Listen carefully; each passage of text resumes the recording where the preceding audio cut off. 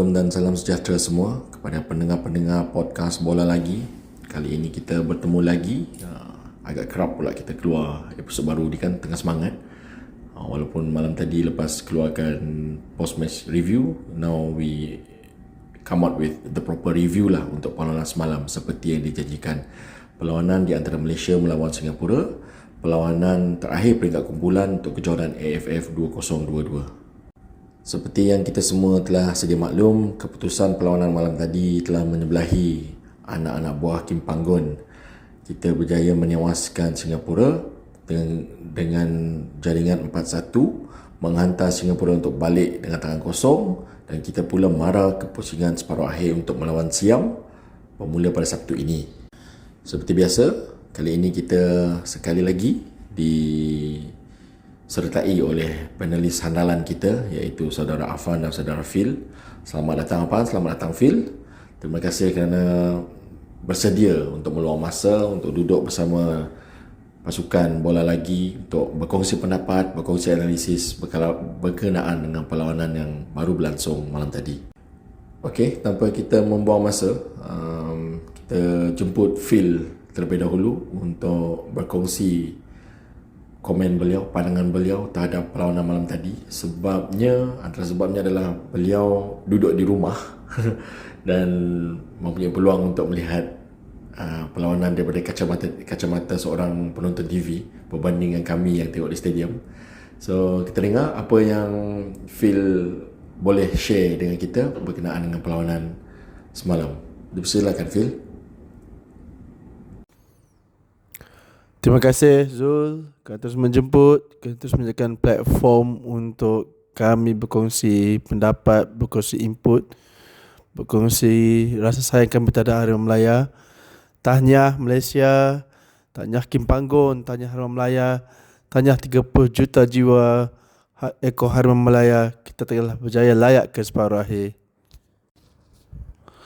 Sedikit ralat sebab tak dapat nak join secara fizikal di Seri Bukit Jalil. Namun doa dan semangat bersama dengan puluhan ribu lain di Bukit Jalil menonton live di kaca televisyen bersama dengan anak-anak. Aku tak boleh imagine macam mana Zul dan Afan serta puluhan ribuan yang lain di Bukit Jalil merayakan malam penuh gemilang ini. Alright, maybe aku mulakan dulu dengan our formation and tactical approach untuk game malam tadi. Okay, seperti aku jangkakan and predict pada preview match yang lepas, Kim Panggon akan menurunkan formation 4-3-3 dengan attacking intent. Just that aku punya wild prediction Hakimi leading the line tu tak jadilah. Tapi that midfield trio as per prediction, defense line veteran main instead of Fazli as being predicted. Okay, kita mulakan misi wajib menang pada malam ini dengan bermula agresif, dengan clear intent to win the game, to win the 3 points, putting Singapore pressure on the own half. Bermula sangat agresif, pin down Singapore most of the half, especially in the 25 minutes. Then Singapore get hold of the game a bit, but suddenly we turn the game pada minit 35. Darren Lock with a near post header. First goal bagi aku overall sangat quality, top class. Pawi from the right, for once dia ubah style dia, the crossing kaki kanan. Darren Lock sense the opportunity, immediately dapat berjaya getting in front Fandi and headed the ball near post. Top quality finish, world class by Darren Lock, Fox in the box. Aku nak komen sikit lah pasal gol Darren Lock ni. Bukan pasal gol itself lah. Aku nak komen pasal celebration tu. Kalau korang perasan lepas dia score tu, dia berlari daripada gol tu keluar kepada byline kan. Dia celebrate gaya striker Itali, Luca Toni, yang dia goyang-goyangkan tangan dia ke sebelah telinga dia lah. So menarik lah celebration tu. Bring back memories to the great celebration of the great man lah. Yang Luca Toni, kalau ada yang tak kenal, striker dari Italy yang mempunyai ketinggian yang agak tinggi, menyebabkan beliau banyak menjaringkan gol melalui header lah. So setiap kali kalau dia score tu, itu memang celebration trademark dia lah. So menarik lah yang Darren Lock apply the same celebration untuk menjaringkan gol dia malam tadi. Our very own Fox in the box. Total domination Bahru Melaya, separuh masa pertama kita boleh tambah 2 atau 3 lagi gol daripada peluang-peluang yang tidak disempurnakan oleh Miki.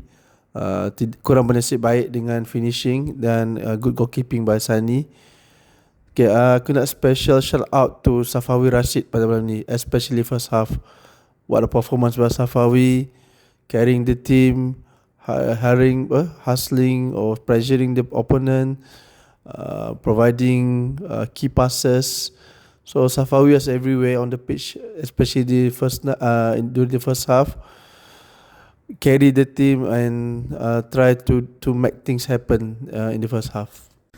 Betul tu Phil, kami pun perasan jugalah daripada stand pun nampak Pawi tu extra motivation lah malam tadi, macam want to prove himself kan. Mungkin dah armband lah kita punya teori on the captain rotation tu, so might inject some motivation kepada dia lah, ataupun mungkin yelah semangat pengantin baru kan, mungkin sebab itu jugalah yang dia ada extra motivation malam tadi lah.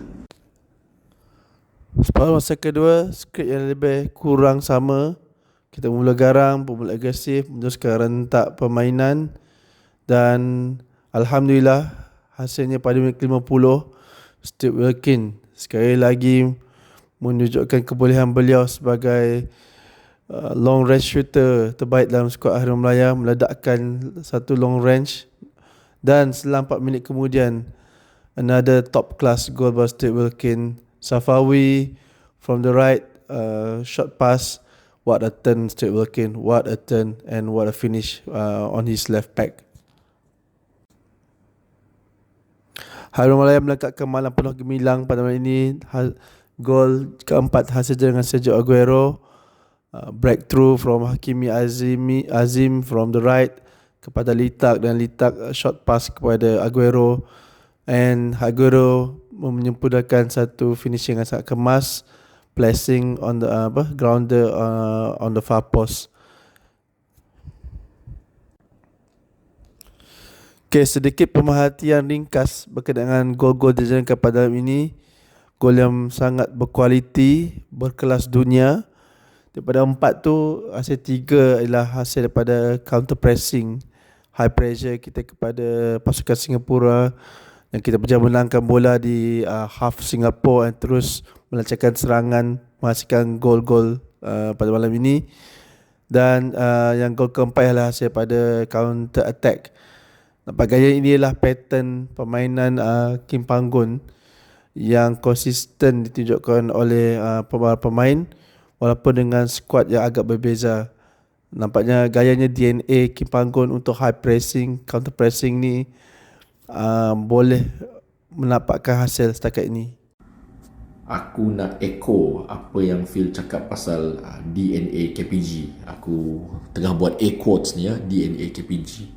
Memang betul lah, nampak konsisten lah, match to match, tournament to tournament kan, teams to team, I mean variation of team kan, yang KPG handle kan, memang it's the same approach lah, it's the same style of play lah.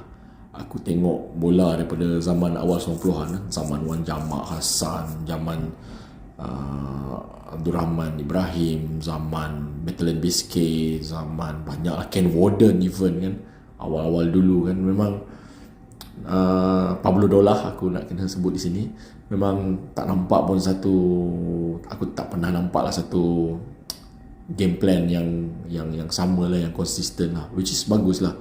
Aku sebenarnya terfikir pasal benda ni pagi tadi. Aku duk fikir untuk jangka pendek boleh, setahun 2 tahun ni boleh, tapi nak sustain this kind of gameplay tu, aku rasa KPG he must do something to our youth team lah, our under 23s, our under 20s, our under 19s, our under 18s kan. They need to embrace the same gameplay supaya dia boleh, bila dia naik ke promote ke senior level tu, dia boleh lah main gameplay sama kan. So I was thinking, ada tak sebenarnya this initiative daripada FAM to make sure yang DNA KPG ni tadi sampai ke peringkat yang lebih bawah kan. Itulah yang kita kena fikir. Rasanya tidak lengkap kalau aku tak discuss sedikit pasal crowd fans pada malam ini. Sangat menakjubkan sokongan diberikan oleh para penyokong. 65,000 jiwa menghadiri di Sirkuit Jalil. Sepanjang match dekat TV memang sangat jelas chanting throughout the 90 minutes.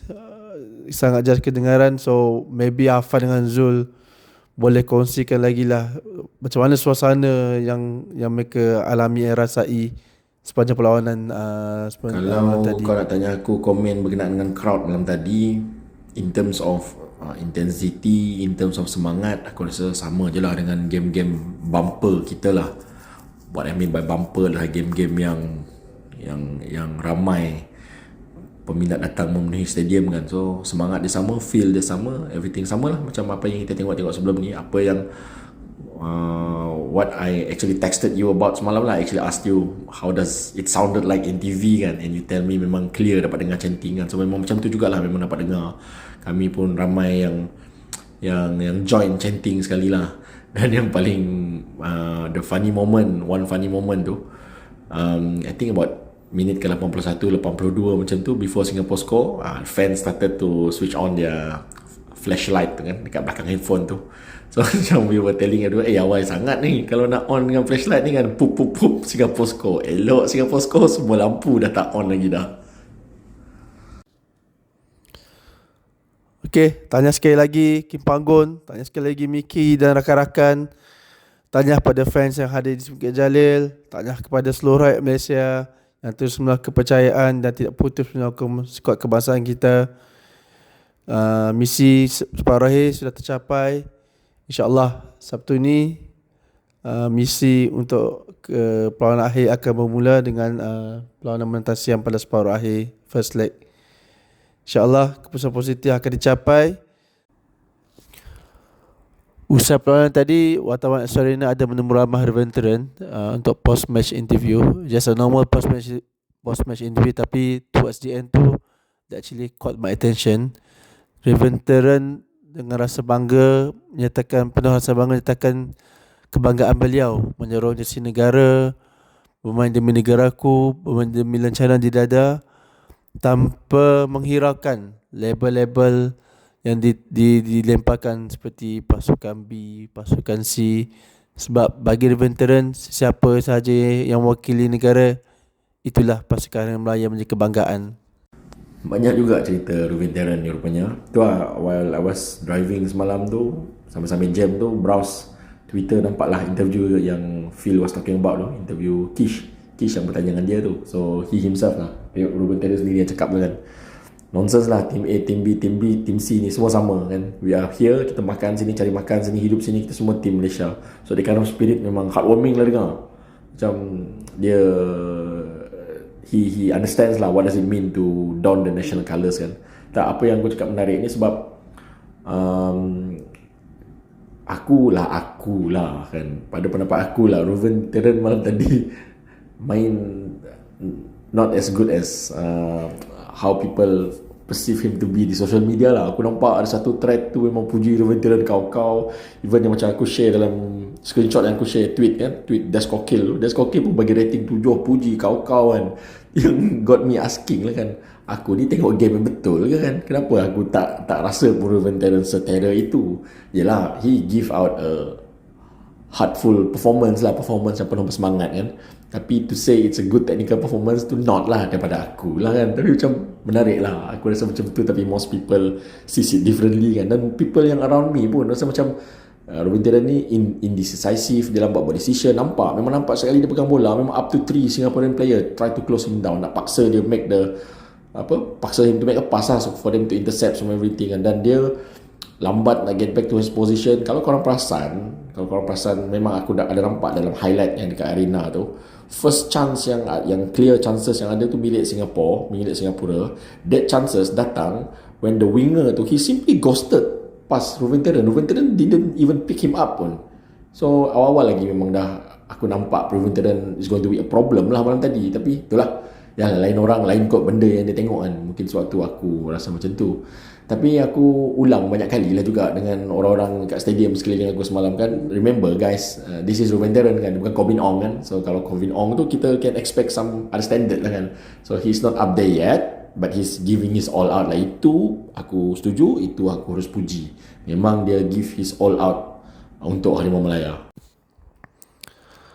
Berkaitan dengan komen veteran tu, agak menarik juga tular satu gambar di media sosial, gambar banner lah, handmade banner by a fan, tulis tiada kelab yang lagi besar daripada negara.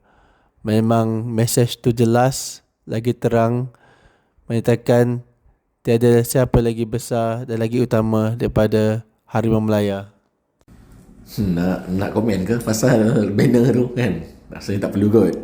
That banner itself is self-explanatory to whom it may concern, kepada siapa yang ditujukan, dan kita tak perlulah nak panjangkan isu kan kepada siapa banner tu ditujukan atau apa makna di sebalik banner tu kan. So we keep it like that je lah. Okay Phil, thanks for that insightful analysis, insightful sharing. Tak form lah kan, setakat 6 episod, setakat ini yang ketujuh kan.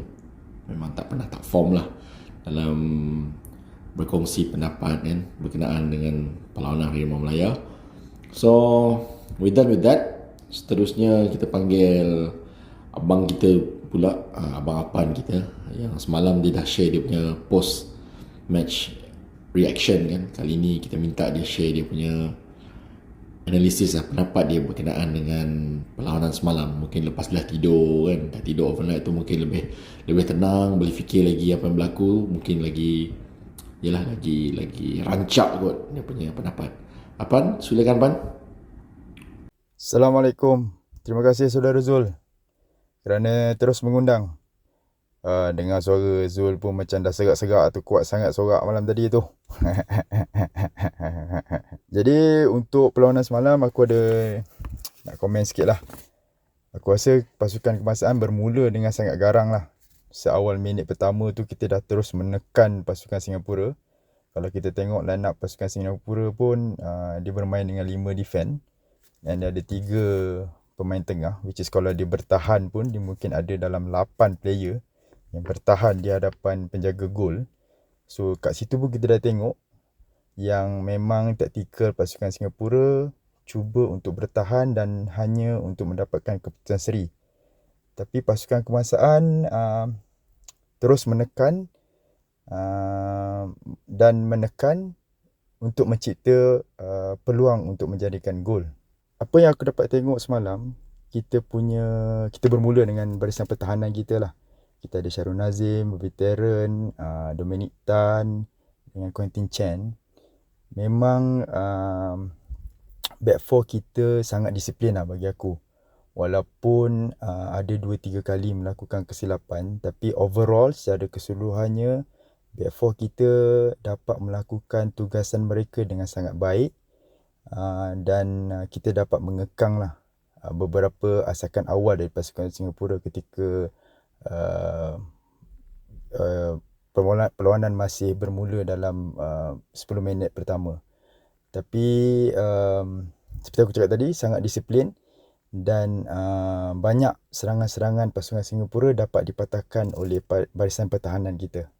Cuma sedikit komen lah, bila aku tengok veteran ni, aku memang letak high expectation kepada veteran ni sebab hype yang dia bawa kan sebagai pemain muda, lepas tu baru sign pula dengan Selangor FC. So aku memang nak tengok macam mana cara dia bermain lah. Overall pada mula tu aku tengok dalam beberapa kali, ada macam dalam 4 kali lah pasukan Singapura ni boleh lakukan crossing yang baik ke arah pintu gol kita. Dan ada satu crossing tu memang macam boleh menghasilkan gol. So itu semua crossing tersebut memang bermula di kawasan veteran. So aku rasa maybe ada kelemahan sedikit di permulaan tu. Tetapi bila permainan tu dah semakin lama, Dan kita pun dah dapat jaringan selepas tu. Aku rasa dia lebih stabil dan dia telah berjaya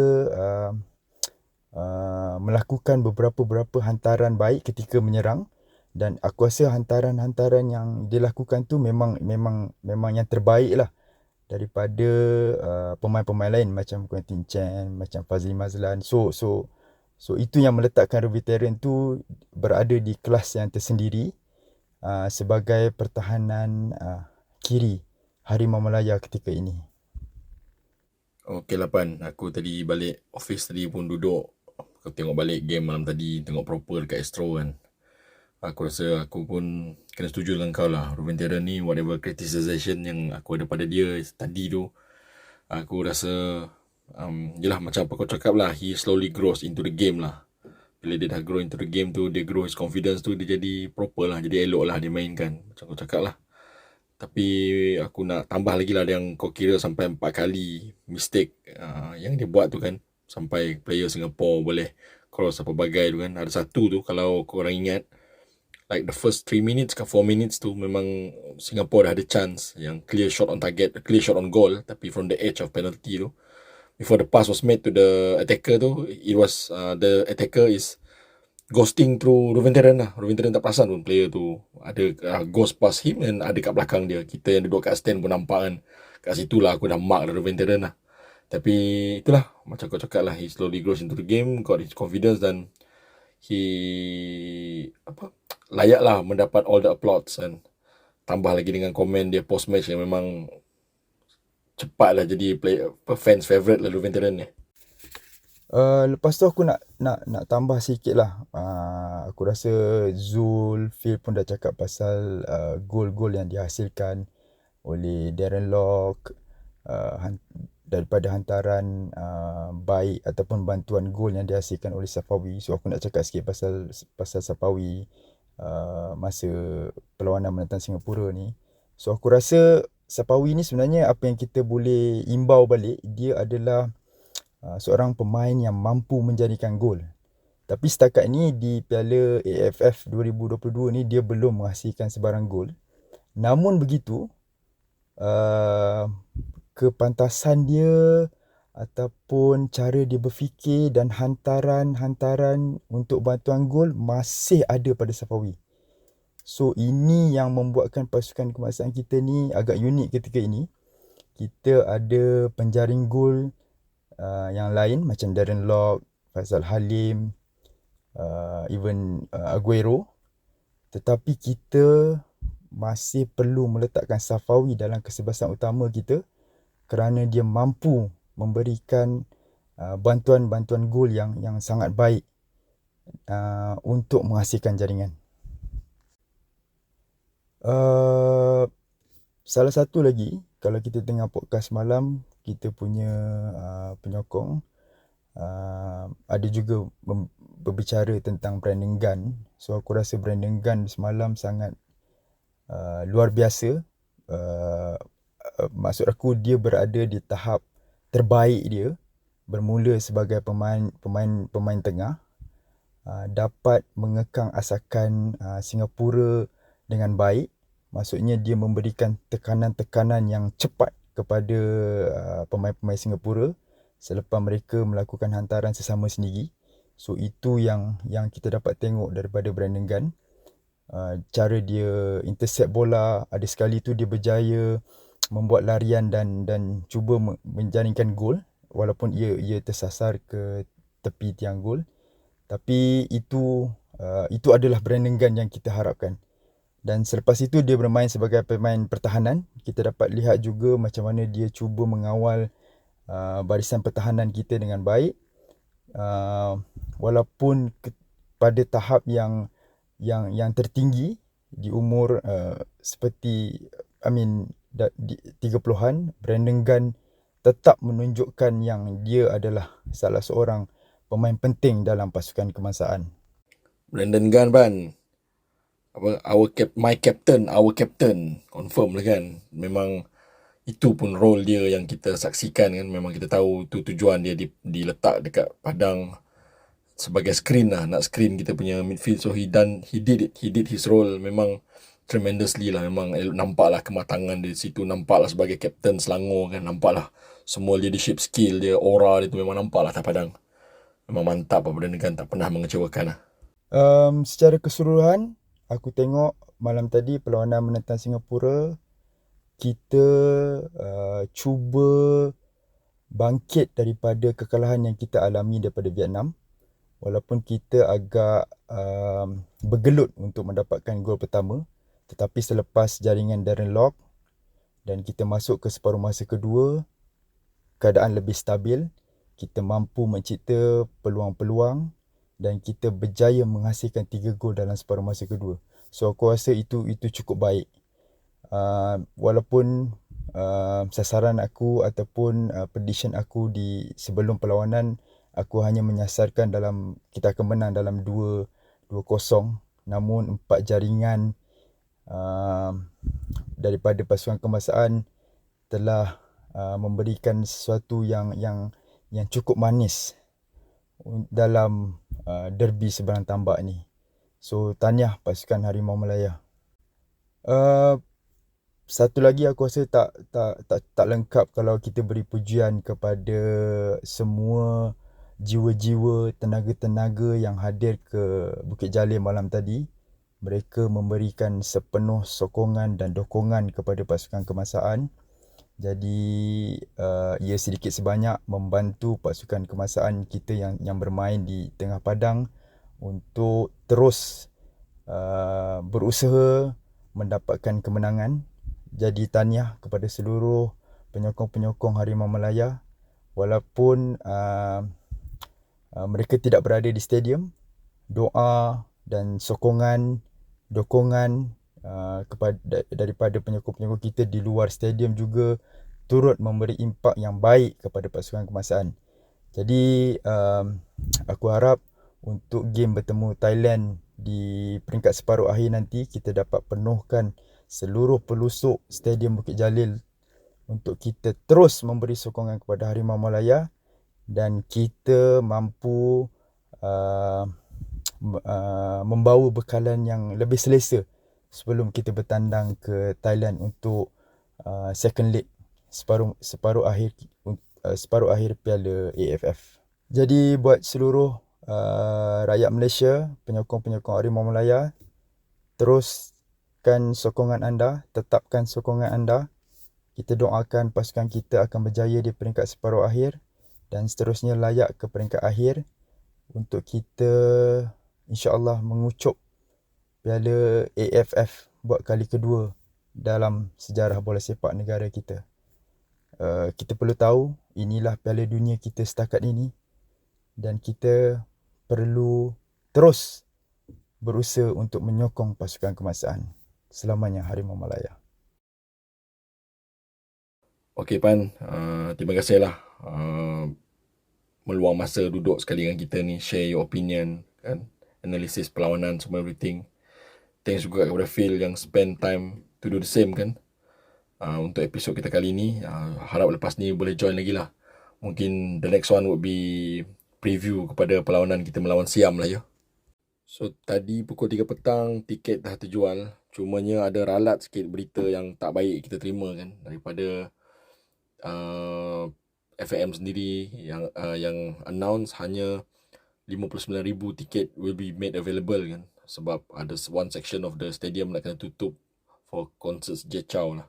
So pertama sekali aku nak remind pendengar-pendengar lah, jangan, aku dah nampak dah sebenarnya dekat social media dah ada apa nama dia, attack yang berbau racial kan. So Jechau ni kan penyanyi Cina kan, so hentikanlah benda-benda bodoh macam tu kan, tak ada kaitan pun. So benda ni kalau nak salahkan siapa-siapa, it's perbadanan stadium ni kan. Cumanya kalau they did their best lah. Kita dalam keadaan sekarang ni memang benda dah jadi kan, tapi tak apalah.